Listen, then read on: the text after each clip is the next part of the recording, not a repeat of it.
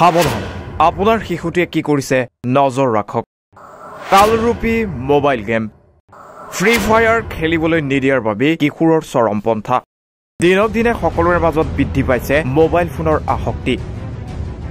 বিশেষকৈ শিশুসকলৰ মাজত বৃদ্ধি পাইছে মোবাইল গেমৰ আসক্তি এবাৰ বৰক্ষেত্ৰীৰ নপাৰা পামত সংঘটিত হৈছে এক চাঞ্চল্যকৰ ঘটনা প্ৰথমে ফ্ৰী ফায়াৰ খেলাৰ বাবে এটি মোবাইল ফোন লৈ দুই ভাতৃভগ্নীৰ টনা আজোৰা আৰু তাৰ পাছত মোবাইল ফোন নিদিয়াৰ বাবে চৰম সিদ্ধান্ত 12 বছৰীয়া কিশোৰৰ ইতিমধ্যে ঘটনাস্থলীত শিয়ালমাৰী আৰক্ষী থানাৰ আৰক্ষী বিষয়া উপস্থিত হৈ মৃতদেহটো মৰণোত্তৰ পৰীক্ষাৰ বাবে নলবাৰীলৈ প্ৰেৰণ কৰে আমি জানামতে যেখিনি হৈছে হেতু হল আপোনাৰ ছোৱালী আৰু ল'ৰাজন দুটা ভাগ বিনিক আছে থাকিলে হেতে দুজন বলে অলপমান ঝগড়া হৈছে ঝগড়াটো এইটো লৈ কিনে মানে ল'ৰাজন ফ্ৰী ফায়াৰ গেম খেলে তে ফ্ৰী ফায়াৰ গেম খেলাৰ কাৰণে ছোৱালীজনী বুলি কৈছে এক কাম কৰা তুমি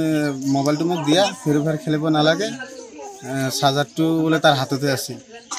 চাৰ্জাৰটো লৈ কিনে বোলে সি গৈছে